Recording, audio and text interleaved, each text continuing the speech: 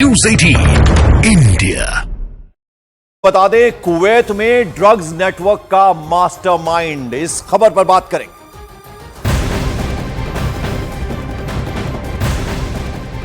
Pune drugs case में Maharashtra police को बड़ी कामयाबी मिली है। पुलिस को तस्करी के लिए इस्तेमाल किए गए कई सीक्रेट कोड का पता चल गया है। इन्हें पुणे पुलिस ने डिकोड कर लिया है। महाराष्ट्र पुलिस के मुताबिक ड्रग्स तस्करों ने लंबा बाल, मुंबई का बंदर, रेडी टू ईट जैसे कोड वर्ड्स का इस्तेमाल किया। पकड़े गए आरोपी वैभव मान का नाम सीक्रेट नाम रखा गया लंबा बाल, जबकि आरोपी युवराज भुजबल का नाम मुंबई का बंदर दिया गया था। तो वहीं पुलिस को शक है कि खाद्य पदार्थों के पैकेट्स में ड्रग्स की सप्लाई के लिए ready to eat code word का इस्तेमाल होता था। इसी तरह के कई और सीक्रेट कोड को पुलिस डिकोड करने में जुटी हुई है।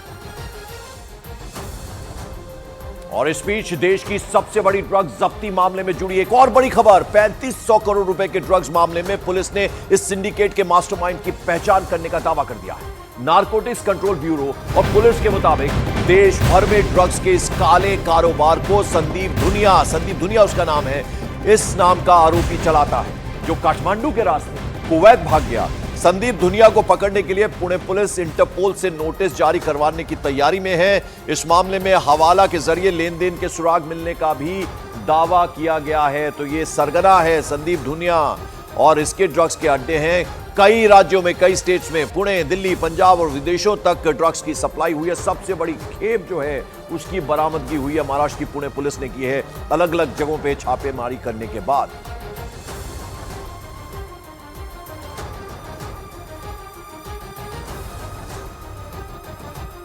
और पुणे ड्रग्स रैकेट में पुलिस ने अब तक 9 आरोपियों को गिरफ्तार कर लिया है, जबकि इस रैकेट का मास्टरमाइंड संदीप दुनिया कुवैत फरार हो गया, काठमांडू से कुवैत। सूत्रों का दावा है कि पुलिस उसे कुवैत में ही दबोचने के लिए जाल बिछाने में जुट गई है। इसके साथ ही साथ 3500 करोड़ की ड्रग्स मामले में नारकोटिक्स कंट्रोल ब्यूरो की टीम इंफॉर्मेशन लेने के लिए पुणे पहुंची है। तो वहीं खबर यह भी कि ड्रग्स कार्टेल में हवाला के जरिए पैसों का लेन देन हुआ है। इस पूरे मामले में हवाला के जरिए पैसे का लेन देन हुआ है। मास्टरमाइंड फरार हो गया है, काठमांडू में रह रहा था और वहां से कुवैत फरार हो गया। संदीप दुनिया इसका नाम है। अब तक कुल मिलाकर इस पूरे रैकेट का जो भंडाफोड़ हुआ है उसमें 9 आरोपी जो हैं वो गिरफ्तार हो चुके हैं और अब एनसीबी जो है वो जांच में जुटी हुई है। पुणे ड्रग्स केस का बहुत बड़ा नेटवर्क सामने आया है और अब तक की सबसे बड़ी बरामदगी इसे बताया जा रहा है। वहीं पुणे पुलिस ने ड्रग्स रैकेट में कुवैत कनेक्शन मिलने का दावा किया। पुलिस ने ड्रग्स रैकेट के मास्टरमाइंड संदीप दुनिया के काठमांडू से कुवैत भागने का दावा भी कर दिया है। और इसके बाद पुणे पुलिस संदीप दुनिया के खिलाफ अब इंटरपोल से नोटिस जारी करने की तैयारी में जुट गई है। पुणे पुलिस को ड्रग्स तस्करी में हवाला के जरिए लेन देन का सुराग भी मिला है।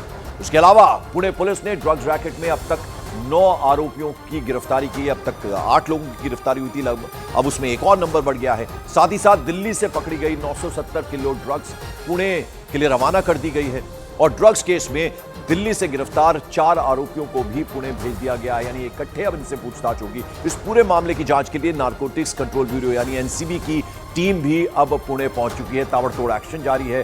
पुणे पुलिस ने अब तक 3500 करोड़ रुपए के ड्रग्स जब्त किए हैं और अब पुणे पुलिस ड्रग्स रैकेट में अंडरवर्ल्ड और टेरर एंगल की जांच में भी जुट गई है। तो ये पुलिस की तरफ से लगातार ताबड़तोड़ एक्शन जारी है। एनसीबी की टीम भी पुणे पहुंच गई है।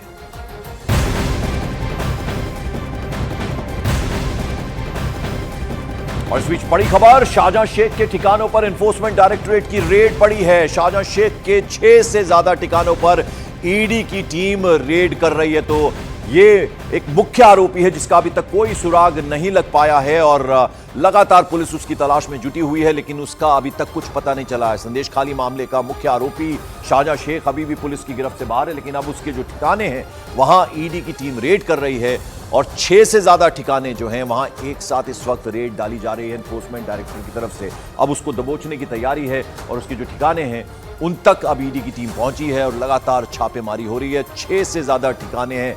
आनंद तिवारी हमारे सहयोगी इस वक्त हमारे साथ। आनंद, अब शाहजहां शेख के जो ठिकाने हैं उन पर रेड चल रही है ईडी की तरफ से। जी देखिए, बिल्कुल पंकज, एक और जो ECIR है, एक और जो केस है वो ईडी ने दर्ज कर लिया है शाहजहां शेख के खिलाफ और इसको लेकर ही पश्चिम बंगाल में 6 जगहों पर सुबह से ही ईडी की जो रेड है वो लगातार जारी है। ये नया केस जो है ये ईडी ने दर्ज किया है जिसमें जमीन कब्जाने से जुड़े मामले में मनी लॉन्ड्रिंग का केस दर्ज किया गया है। शाहजहां शेख के खिलाफ पहले से एनओसी खुली हुई है और लगातार कई एजेंसियां जो है वो उसकी तलाश कर रही हैं। उसके जो मछली व्यवसाय है उसके भी कई लिंक जो है वो इन्फोर्समेंट डायरेक्टरेट को मिले हैं, जिसको लेकर लगातार ये बड़ी सर्च ऑपरेशन, बड़ी रेड जो है आज पश्चिम बंगाल में एक बार फिर से जारी है। क्या इस 6 ठिकानों के अलावा और भी कुछ ठिकाने हैं जहां ये रेड होगी? कुछ इस बारे में जानकारी? जी देखिए पंकज, अब तक जो ईडी सूत्रों से जानकारी मिली है कि पश्चिम बंगाल के 6 ठिकाने, जिसमें कि जो शाहजहां शेख है उसके दफ्तर है, उनसे जुड़े एसोसिएट के ठिकाने हैं, कई ऑफिसेस हैं, वो तमाम चीजें जो है ईडी के रडार पर है, और जिसको लेकर ही मनी लॉन्ड्रिंग का नया मुकदमा दर्ज किया गया, जमीन हड़पने का, जमीन कब्जाने का, और जिसको लेकर लगातार रेड जारी है। देर शाम तक ईडी की तरफ से कुछ आधिकारिक बयान इस पर आने की आनंद तिवारी, बहुत बहुत शुक्रिया इस इंफॉर्मेशन के लिए, इस अपडेट के लिए आपका। और जम्मू कश्मीर के टूरिस्ट स्पॉट गुलमर्ग में एवलांच की चपेट में आने से एक शख्स की मौत हो गई। बर्फीले तूफान में 8 लोग फंस गए थे, जिनमें एक लोकल गाइड भी शामिल था। एवलांच में फंसे लोगों को बचाने के लिए सेना ने मोर्चा संभाला और फंसे हुए लोगों को हेलीकॉप्टर से रेस्क्यू किया गया। इस एवलांच में फंसे 7 लोगों का रेस्क्यू पूरा कर लिया गया है, जिन्हें बाद में इलाज के लिए हॉस्पिटल में भर्ती भी कराया गया। लेकिन एक शख्स की इस एवलांच के आने से, उसमें फंसने से मौत हो गई। तो गुलमर्ग में जहां विंटर एक तरह से गेम्स चल रही हैं, रिफत हमारे सहयोगी हमारे साथ जुड़ रहे हैं। रिफत, एक शख्स की मौत की खबर है, आप भी उस रेस्क्यू टीम में गए थे, जरा बताएं क्या कुछ हुआ वहां?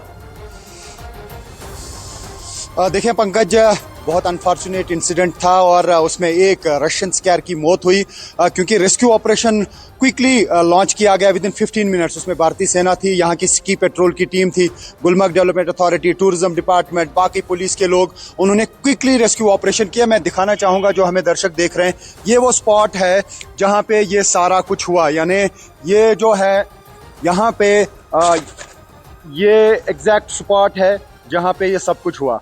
ये एग्जैक्टली यहाँ पे हम कल थे। आपको मैं पहले जूम आउट करके दिखाने की कोशिश करूंगा। देखिए ये कितनी दूर है और न्यूज़ 18 इंडिया की टीम कहाँ पहुंची थी। तो यहाँ पे एक्चुअली इस पहाड़ पे बहुत ज़्यादा बर्फ़ थी, ये पहाड़ से बर्फ़ खिसक गई और यहाँ पे फॉरेन टूरिस्ट का ग्रुप था जो इसकी जद में आ गए, और उसके बाद फौरन ऑपरेशन लॉन्च किया गया और यहाँ पे बाकी लोगों को रेस्क्यू किया गया। लेकिन अनफॉर्चुनेटली एक फॉरेन स्केयर की डेथ हुई। बिल्कुल, और रिफत ऐसे में बड़ा चैलेंज होता है इस तरह का, जब एवलांच आए तो रेस्क्यू करना। तो सेना ने सराहनीय काम किया और काफी चुनौतीपूर्ण रहा होगा, काफी चैलेंजिंग रहा होगा ये रेस्क्यू करना। जी बिल्कुल, जिस तरीके से मैं फिर से अपने दर्शकों को दिखाना चाहूंगा।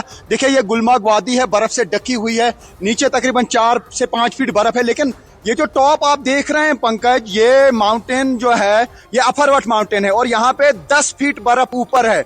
और जब स्नो एवलांच इन दर्रों में आ जाता है, 40 से 50 फीट बर्फ की डेप्थ रहती है और उसमें रेस्क्यू ऑपरेशन लॉन्च करना कोई आसान काम नहीं है। ये आप देख सकते हैं, ये जो आप देख रहे हैं ये दर्रा, यही वो दर्रा है जहां पे स्नो एवलांच आया था।